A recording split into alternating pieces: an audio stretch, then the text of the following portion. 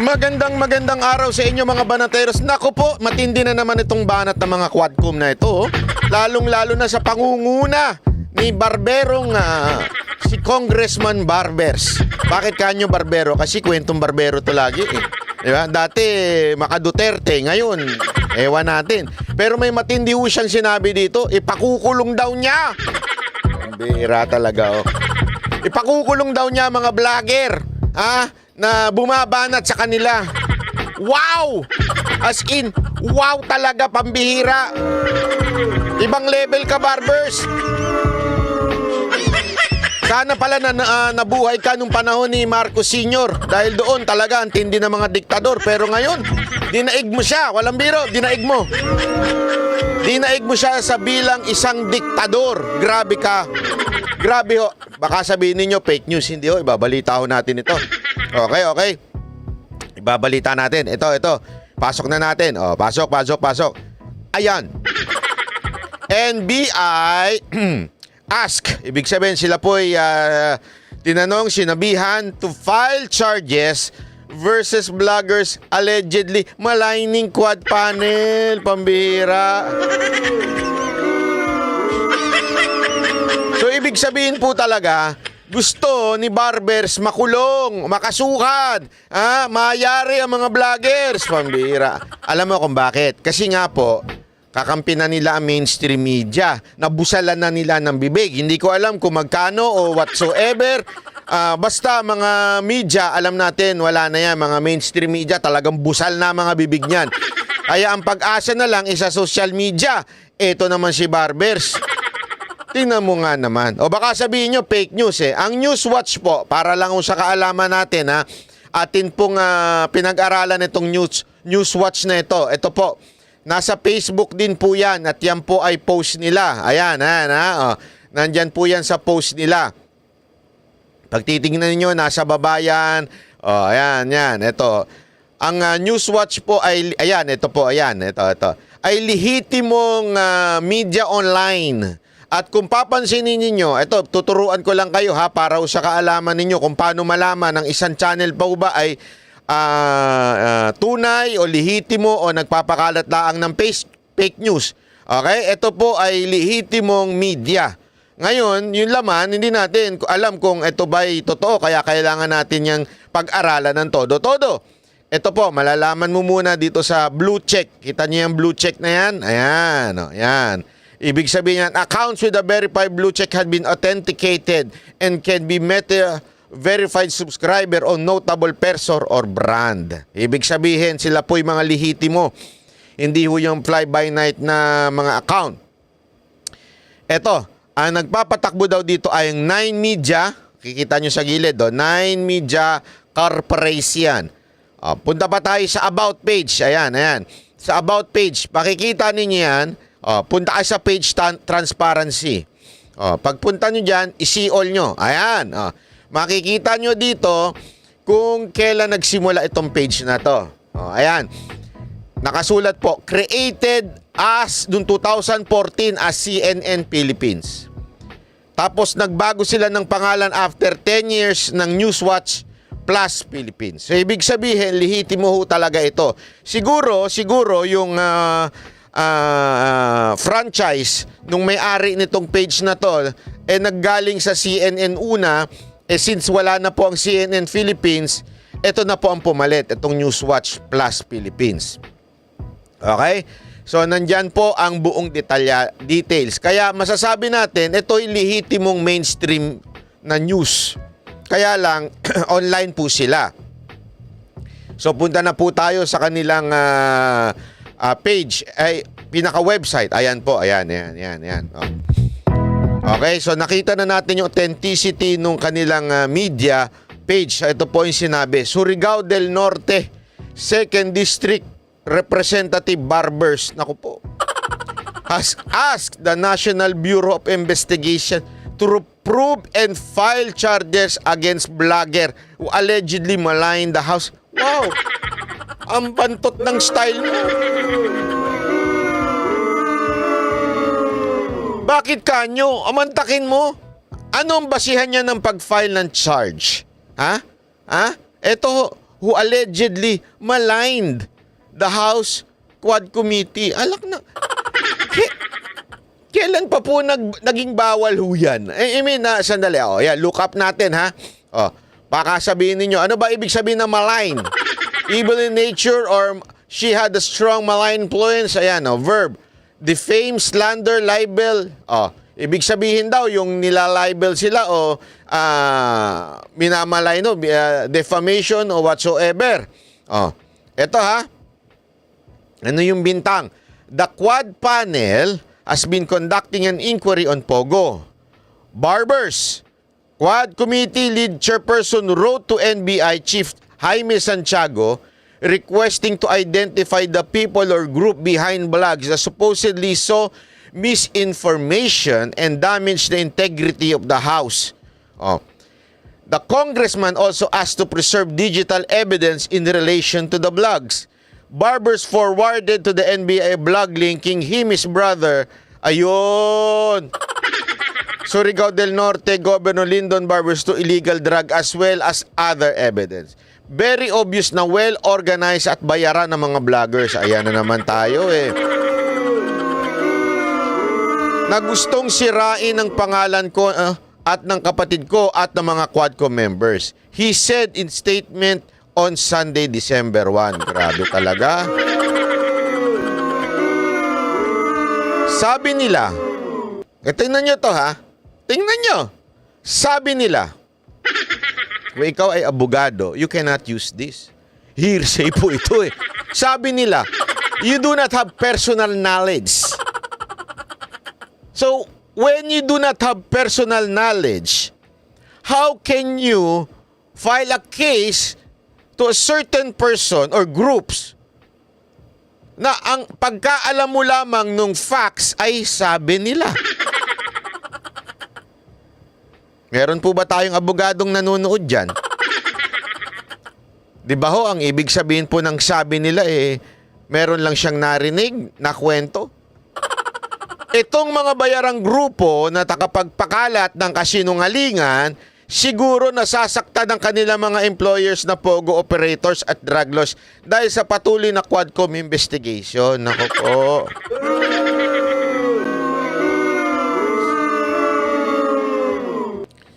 Alam mo, Honorable Your Chair, Mr. Barbers. I'm speaking for me and for my entire group, which is the Banateros. Nasasaktan kami hindi dahil sa Pogo. Wala kaming pakialam. As a matter of fact, we are against Pogo. Any form of gambling or online gambling, whether it is Pogo or Filipino-run company, we are against gambling. Okay? At definitely, we are against any form of promoting drugs.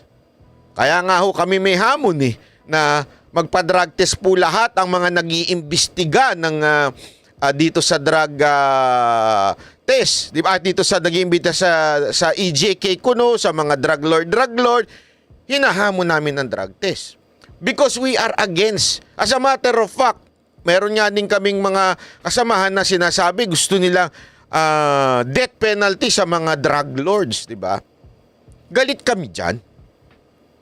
Nasasaktan kami dahil idinadawit nyo ang mga Duterte, partikular si Pangulong Duterte, maging si BP Sara Duterte, maging sila Senator Bongo, maging sila Senator Bato, in Pogo o di kaya doon sa hinahayaan ninyo ang kasinungalingan ni Trillanes na parang ang dating ang pinakapinuno ng mga drug lord at sinasabi ni Trillanes paulit-ulit na ang mga Duterte tinanggal lang yung mga kalaban na drug lord para yung kanilang grupo ang makapasok. Di ba ho? Doon kami nasasaktan. Kasi meron tayong isang pangulo na ibinigay ang buhay hanggang ngayon handang makulong dahil nilabanan ang drugs sa ating bansa. Doon kami nasasaktan. Dahil ito isang matinong tao, as a matter of fact, Mr. Chair, pinuri nyo pa si Pangulong Duterte noon sa war on drugs. And that is televised. That is, nasa media po yan. Pinuri ninyo. As a matter of fact, sinabi nyo, sana maging halimbawa ito sa buong mundo, yung war on drugs ni Pangulong Duterte. Nasasaktan kami, ngayon, tila siya ang inuusig. Siya ang pinagbibintangan. Hindi ko sinasabing kayo nagbibintang. Pero bakit ninyo pinapayagan ng isang sinungaling na tao na magsalita dyan at pagbintangan ng mga Duterte? Ang mga kasamahan ni Duterte, sila Senator Bongo, sila Senator Bato, na pagbintangan ng Pogo o whatsoever. Alam niyo naman ito noon, Congressman Barbers. Alam niyo to, Mr. Chair. Alam niyo to, noong panahon na kinailangan lang natin ng Pogo because there is no money coming in. There is no economy at that time because yung pandemya. That's why the government allowed Pogo. Eh naku nun, sinasabi kasi ng iba, bakit daw ako noon, gusto ko yun, o ay hinaalaw ko yun. Kasi ba dahil sinasabi ni Duterte? Hindi ho. Kasi at that time, Pogo, offshore gaming lang po yan. Hindi ho yan open sa Pilipinas. Dito ang operation, pero ang pumupusta dyan, ng mga pumapasok dyan ay mga taga-China lang. Hindi ho dito. Kaya umagri tayo noon dahil sa yung economy natin, tulog. Bakit? Merong pandemya. Online lang ang way of economy noon. Pero after that, tapos na. Since nag-open na ang economy, ayaw na natin yan. Eh, kanino hong responsibilidad na ho yun, sir? Di ba ho sa bagong administrasyon na? So, ibig sabihin, kung meron mang magpoprotekta sa Pogo, definitely it is not the Duterte. Eh, alam nyo na ang oposisyon ng mga Duterte. Ngayon kinokontra, gustong ikulong si VP Sara Duterte. Do you think this government will protect Pogo if Pogo is kay Duterte? O di kaya sa mga tauhan ni Duterte? Hindi ho, di ba, sir? It's a common logic. Hindi na ho yan susuportahan ng gobyerno ni Marcos kung sakasakaling ang Pogo ay nasa mga Duterte. So definitely wala na po yan sa mga Duterte. Meaning to say, kung wala na po yan sa mga Duterte at yung mga pumupuna sa inyo ay mga Duterte supporter, it's not because of the Pogo. And definitely it's not because of the war on drugs. Diba ho, sir? It's a common logic. Common sense na po yun, sir. Ngayon, bakit tila ho ata pinagbabawal ninyo ang punahin kayo? Diba ho? Bakit to? Ngayon, kung sasabihin ninyong, hindi naman sa ganyan, na misquote ako, and then, therefore, sir, if you were misquoted by Newswatch Plus Philippines, di maglabas kayo ng statement saying, misquote lang ako. What I'm trying to say is, yung nagpapakalat lang ng libel sa akin. Which is, karapatan nyo yan. Kasi libel is a crime. Kung meron man nagbibintang sa inyo na involve daw kayo, sabi nung kusino mang animal yan, ewan ko kung saan nanggaling, hindi ko pa nabasa yan Hindi ko pa nakita yan Kung meron man nagbibintang sa inyong ganyan, sir, define it. O kaya, say it. Etong page na ito, o itong particular na vlog na ito, o itong particular na channel na ito, pinakakasuhan ko ng libel. Huwag hupang kalahatan.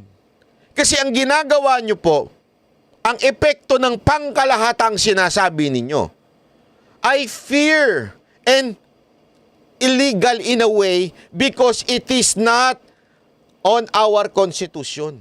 It is against our Constitution, which is the freedom of speech. Naintindihan niyo ibig sabihin, sir? Do not use the word bloggers lang na parang generic. Kung sino man ang kumontra sa amin, manira sa aming Quadcom. Unless nga na sinasabi nyo that you were just misquoted by Newswatch. Di ba po? Yun, okay. I-correct ninyo ang Newswatch.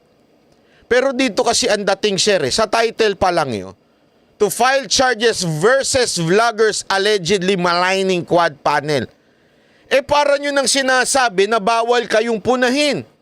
Ipaalala ko lang po, sir. Ipaalala ko lamang po, sir, itong Bill of Rights. Ito, paulit-ulit po natin itong sinasabi.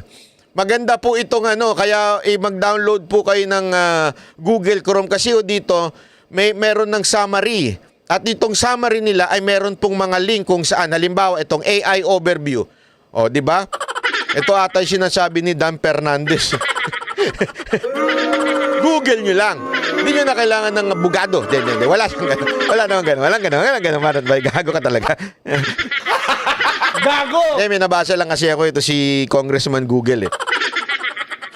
Anyway, sabi dito, Article 3 of Philippine Constitution is the Bill of Rights. Yan po ang titulo niyan. Ito yung pinoprotektahan niyan. Life, liberty, and property. Ibig sabihin, no one can be deprived of this without due process. That's why every time I go to a rally, I always say this. What we are asking, hindi nyo i-absuelto si VP Sara Duterte ng ganun-ganun lang. Hindi ko sinasabing i-absuelto nyo si Pangulong Duterte ng ganun-ganun lang. Ang sinasabi natin, it is the due process. Ano ang due process? Tamang proseso. Due process of law. Anong ibig sabihin po ng due process of law? Simpleng-simple.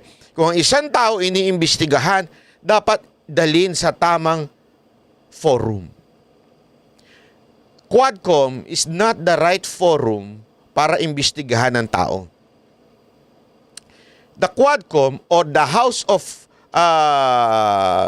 Representative is for aid of legislation, hindi in aid of investigation. So, hindi ho tamang proseso na mag-aakusa kayo, magko-condemn kayo ng isang tao dyan sa loob ng Quadcom. Dali natin sa tamang proseso. Kaya nga paulit-ulit sinasabi ni Pangulong Duterte, kung sa tingin ninyo may nilabag akong batas, abay, magdemanda na kayo. Ang tagal naman. Paulit-ulit niya sinasabi, ang tagal naman. Demanda nyo na ako. Paulit ICC, ang tagal naman. Paulit-ulit niya sinasabi yan. Di ba ho? Kasi nga, yan ang due process of law.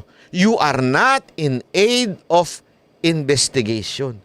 You are in aid of legislation. That's why Congressman Marcoleta is keep on asking you this question.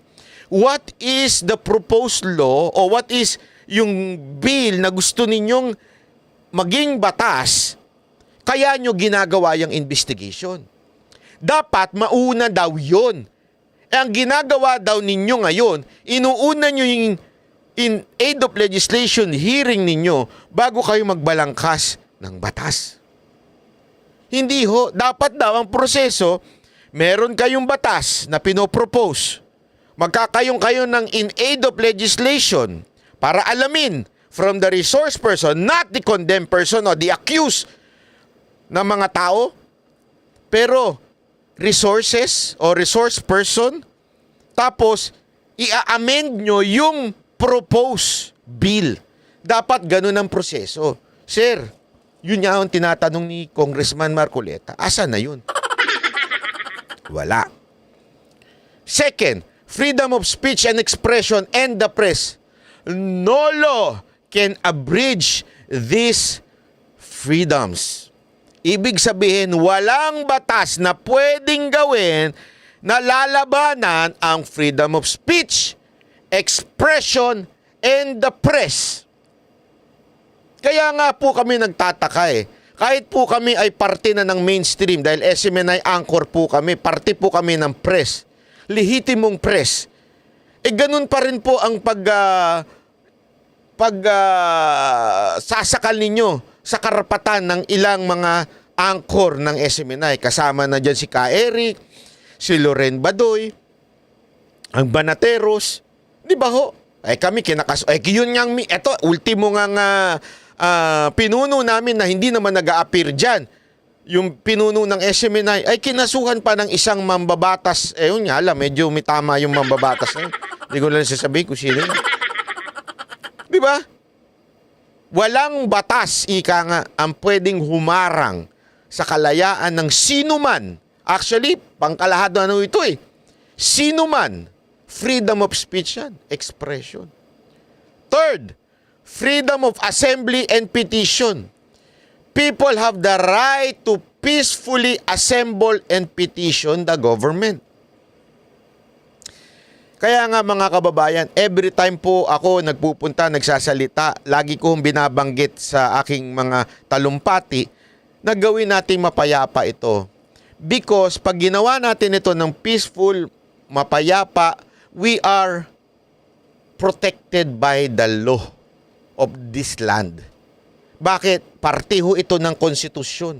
Hindi po ito pwedeng matibag. Kaya nga paulit-ulit ko sinasabi, don't give the police or the authority na magkaroon sila ng rason para sabihin nilang it is not a peaceful assembly. Which is, kaya nga ako patuloy na sumusuporta sa EDSA, sa veteran, kasi yung mga tao very peaceful.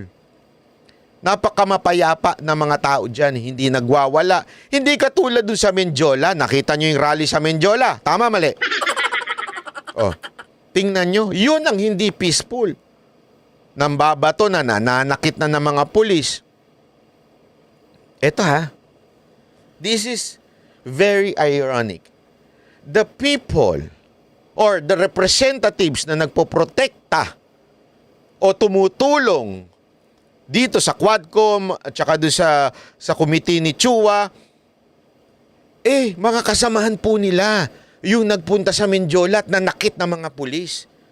Sir, mga ma'am, mga Quadcom, kung sino man kayo dyan, nakita nyo yun? Kasamahan ninyo dyan sa Kongreso yung mga pinuno nila na nanakit doon sa Mendiola ng mga kapulisan. Kayong namang mga pulis, sinusunod ninyo ang Quadcom, sinusunod ninyo ang mga kongresista na ang utos nila ay nanggagaling mula sa mga nanakit sa inyo diyan sa Mendiola. Hindi nyo ho ba nakikita yun, mga pulis? Sino ho ba ang nagpa-contempt kay Yusek Lopez? Sinong kongresista? Di ba ho mga kasamahan nila yung nasa sa Mendiola na nanakit sa inyo? Kaming mga nasa EDSA, kaming mga nasa veterans, meron ho ba kaming ginawang pananakit sa inyo? Wala. Peaceful. Actually, pinapakain pa nga yung iba sa inyo eh.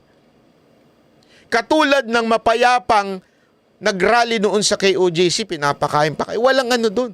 Huwag nyo lang lulusubin at talagang sasaktan. Eh, siyempre, hindi naman po papayag yung mga nagrarally po. Kasi wala na po sa batas yung kung sakaling sasaktan ninyo. Pero kita naman ninyo ang payapa. Kaya nga, we still protected by the Constitution. Kaya yun din ang panawagan kong paulit-ulit sa mga nagrarally. Gawin lamang po nating mapayapa.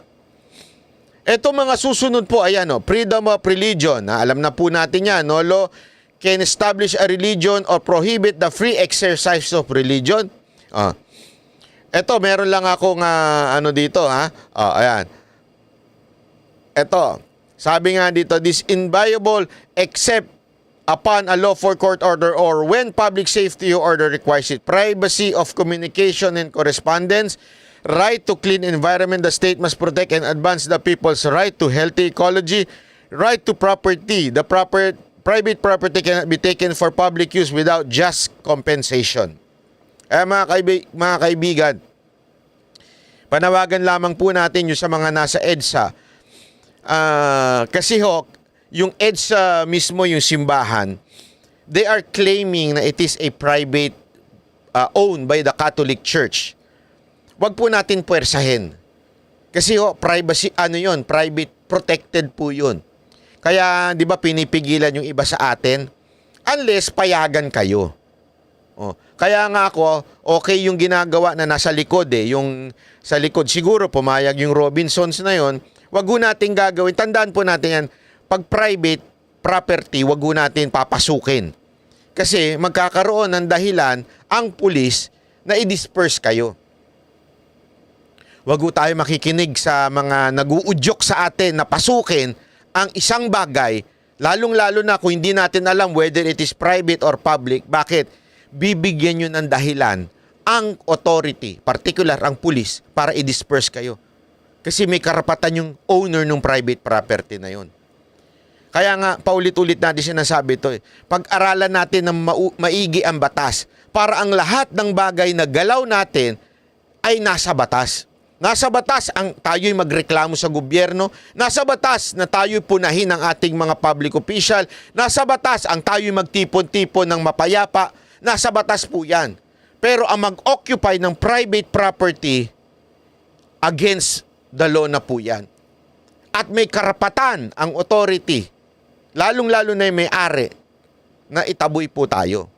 Kaya alamin po natin ang maigi ang batas. Okay po? Sa mga kababayan natin, kami pong Banateros, kami po ay kasama ninyo. Lagi, as long as we abide by the law and constitution. Ayaw natin ang rebellion, ayaw natin ng kudita, hindi lang dahil sa ayaw ni Pangulong Duterte yan, ayaw po yan ng ating konstitusyon. Labag po yan sa ating konstitusyon. Kaya nga ako po'y nagtataka dito kay Barbers. Bakit tila inaapakan niya ang konstitusyon natin na pumuna sa gobyerno, pumuna sa mga public official, na particular dito yung Quadcom. Ngayon, Barbers, Chairman, Congressman, Honorable, kung sa tingin ninyo merong nagla-libel sa inyo na group or page or channel, pangalanan ninyo. Kasi nadadamay po ang lahat ng vloggers na nagiging against sa inyo. Di ba po? Kung sa tingin ninyo meron kayong nakitang page, na may nakita kayong channel, pangalanan ninyo. Kasi nakasulat naman po dyan eh. Nakasulat po lahat kung sino-sino yung mga pwede nyo hingin sa Facebook. Siyempre, kayo po ay mga kongresista. Kung sino po ba yung mga channel na yun, page na yun. Hindi yung sasabihin nyo na vloggers, bayaran na yung mga paid trolls. Hindi ho lahat. Kasi ang dating ho nito, Mr. Chairman, Honorable, Barbers, parang against kayo doon sa freedom of speech. Nililinaw lamang po natin, sir. Tinatama lamang po natin yung inyong sinasabi. Tinatama lamang po natin itong balita na ito. Kasi hindi ho magandang pakinggan na ipakukulog ninyo yung mga vloggers na minamalain o sabihin na natin pinupuda ang Quadcom. Ganun yung ang dating yan, sir. Di ba po? So sana lang po ay ayusin nyo yung statement ninyo, ha? Kasi kongresista pa naman kayo eh. Tapos yung statement ninyo parang pang diktador. Di ba ho? Tama mali mga kababayan. Di ba? Ganyan no ang dating yan eh. Parang ipakukulong ninyo lahat ng mga nagsasalita laban sa Quadcom. Ano to? Dinaig nyo pa yung panahon ng martial law. Kung ganyan. Di ba ho? Wala pang martial law yan. Isipin nyo kung may martial law na. Ay wala na. Baka mismong mismong itong social media pasarado na. 'Di ba ho? Ganyan sila kasi hindi ko maintindihan eh. Nung panahon ni Pangulong Duterte, doon talaga kaliwat kanan ng banat ng mga pinklawan. Pero kahit kailan noon never sinabi ni Pangulong Duterte na ipakukulong niya. 'Di ba? As a matter of fact, ang sabi niya nga noon kahit ikaw ay against sa kanya, he will protect your right. He will protect your right. Talagang niya. Bakit ngayon nagkaganyan kayo? Bakit to? 'Di ba kayo po ay tinatawag na public servant, kayo po supposedly ang nagsisilbi sa taong bayan. When you say servanthood,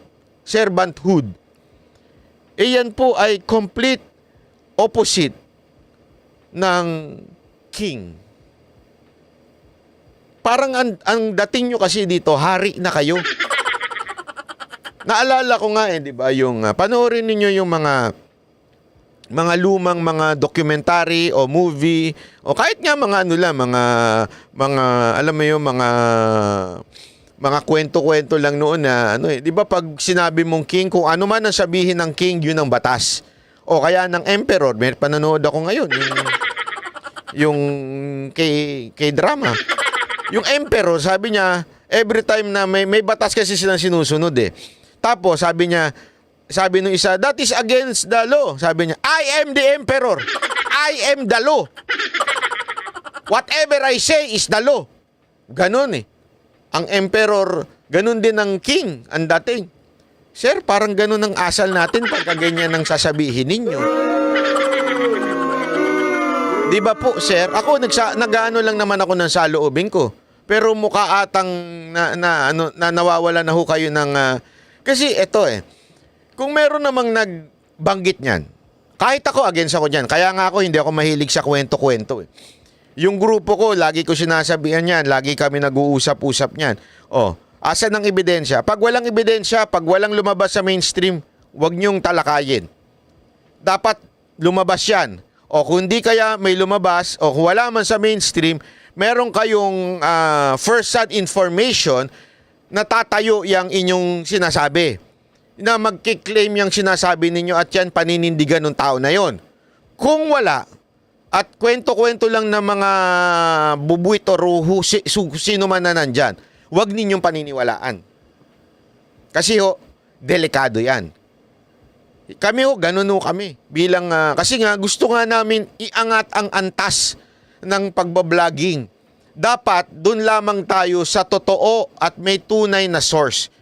Hindi yung kwento-kwento lang.